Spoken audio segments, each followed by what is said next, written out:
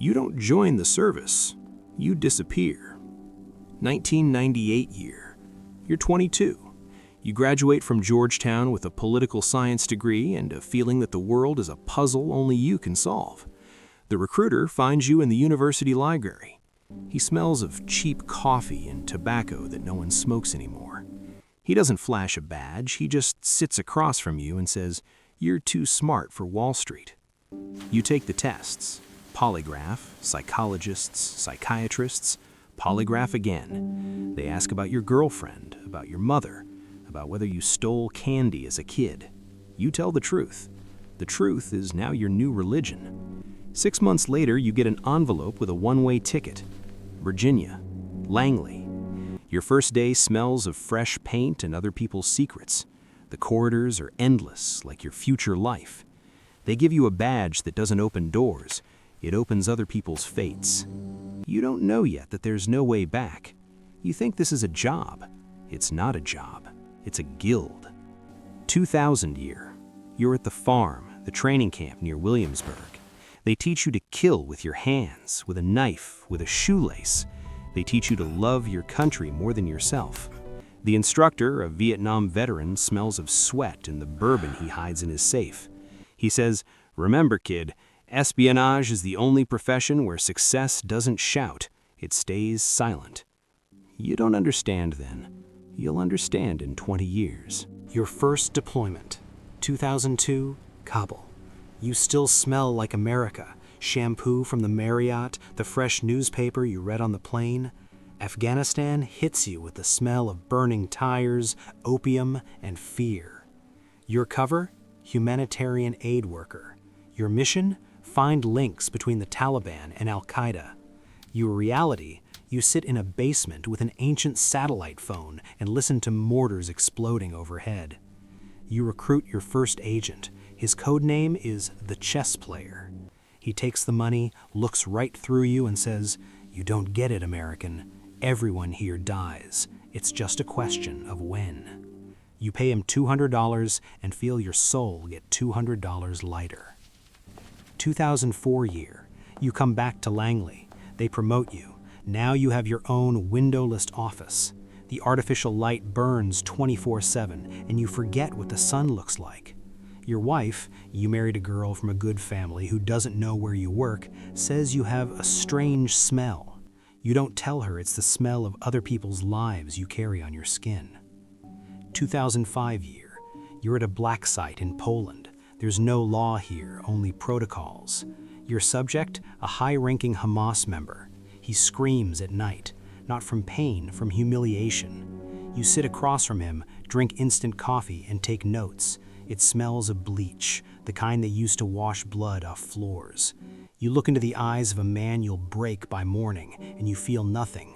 You learned to feel nothing. It's the main skill in your profession. 2006 year, Iran. You're undercover in Tehran. Your cover? Carpet merchant. You learn to pray 5 times a day, grow a beard, eat with your hands.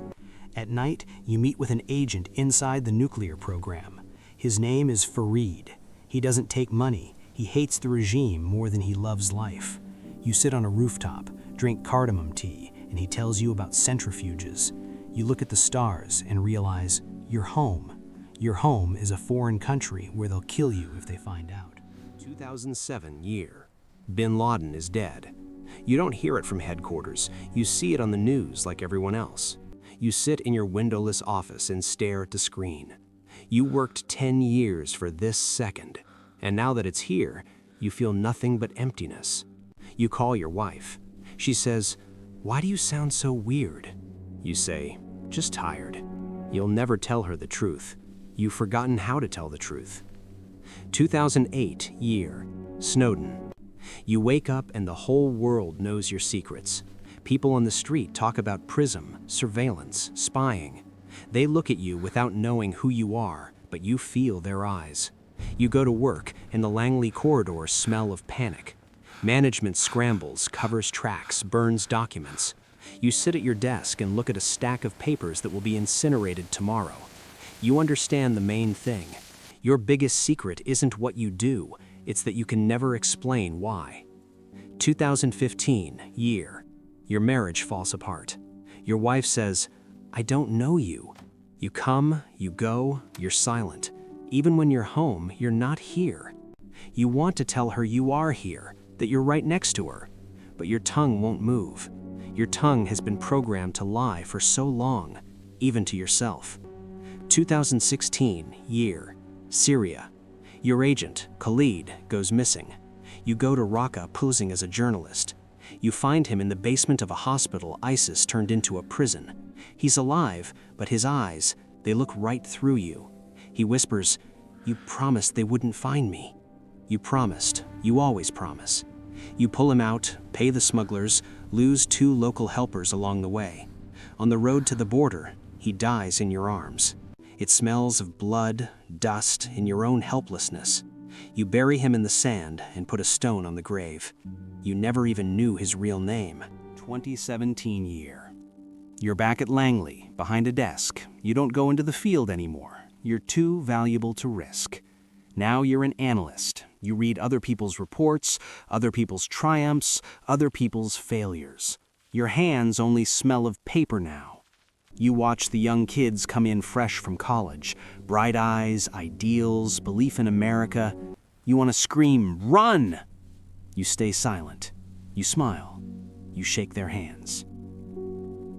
2018 year, pandemic. You work from home. For the first time in 20 years, you see your apartment in daylight. You notice your wife put up new curtains. You notice your son grew wisdom teeth. You notice your dog got old. You lived a parallel life, and the real one passed you by. You try to remember the last time you were happy. You can't. Your memory is full of passwords, safe houses, code names, faces that were erased so no one could identify them. 2019 year, Ukraine. You're back in the game, but remotely now. You coordinate satellite intelligence, listen to intercepts, watch people die whose names you'll never know. Your job is to give information to people who make decisions. You'll never know if those decisions were right. You just follow orders. You always followed orders.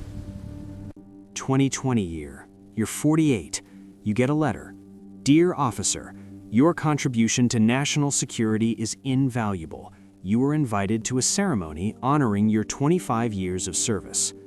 You look at the invitation and realize 25 years. Half a life. You go to the ceremony in a suit you bought 10 years ago. It still fits. You lost weight. Nerves burn more calories than exercise. The director shakes your hand. He says all the right words: hero, patriot, role model.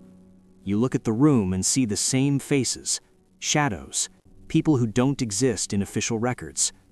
After the reception, you sit in a bar, veterans, old men.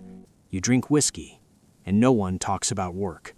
Not because it's classified, because there's nothing to say. You just did your job. 2025 year. You retire. You're 49. You have no friends, only former colleagues you can't talk to about the past. You have no hobbies, only the habit of checking if you're being followed. You watch people on the street and automatically spot the surveillance teams. You walk into restaurants and sit with your back to the wall. You wake up at every sound. Your wife left last year. Your son doesn't call. You're alone in a house that only smells like you. You try to write your memoirs. You sit at your desk, open your laptop, and realize there's nothing to write. Everything that mattered, you can't tell. And everything you can tell doesn't matter. You look at your hands. They've killed. They've recruited. They've signed death warrants with a single signature. Now they shake when you pour tea. Sometimes they call. Former colleagues invite you for consulting. You drive to Langley like it's a date with your ex-wife. Same corridors, same faces, but you're already a stranger. Your badge doesn't open the doors it used to. You sit in a visitor's room and tell the young ones about the Middle East. They listen politely, but you can see they're not interested. 2026 year. You sit in a bar in Virginia where the retired guys hang out. The young bartender asks, "You hear about that guy? They say the CIA screwed up again. You look at him and say nothing. You could tell him the truth, all of it, but you stay silent. You always stayed silent. Silence is your profession.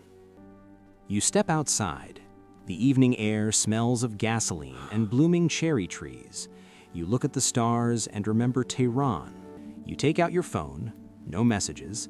You dial your son's number. You hang up. What would you say? Sorry I wasn't there? You walk home. Your apartment is on the 5th floor, no elevator.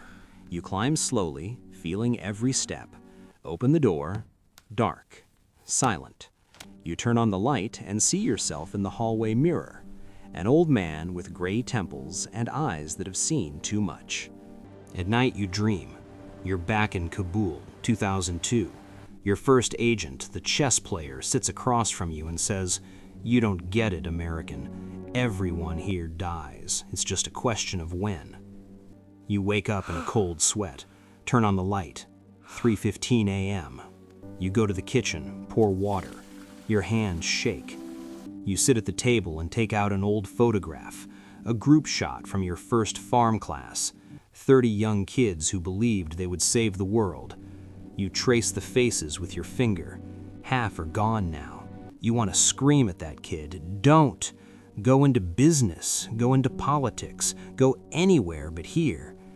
Morning, you wake up to a phone call. The phone rings off the hook. You grab it, a reflex burned into your blood. A young voice, urgent. "Sir, this is the analysis division. We have a situation in Iran. We need your consultation immediately." You get up, shower, shave, put on your suit. The same one you bought 10 years ago. It still fits. You drive to Langley. Familiar route, familiar turns, familiar gate. That smell of government corridors, coffee, paper, and other people's secrets hits your nose. You're home. You walk into the conference room. Young faces, maps on the walls, monitors, data. They look at you like a relic. The briefing starts. Syria, Iran, China, Russia. New threats, new names, new code words. You give them what they need. Advice, contacts, names of old agents who are still alive. In 5, you'll just be a name in an archive no one visits. You walk out of the building. The sun hits your eyes. You stand on the Langley steps and look at the flag. You lied, killed, betrayed, saved, all for it. And now you stand here watching it wave in the wind. You take out your phone, dial your son's number. This time you don't hang up. "Hello?" Young voice, cautious. "Hey, it's me. I want to see you, just see you." Long pause. You hear him breathe. Then, "Okay, come over." You put the phone in your pocket, get in the car, start the engine, look in the rearview mirror. Langley disappears behind you. Ahead, a son you don't know. Behind, half a life no one will ever know.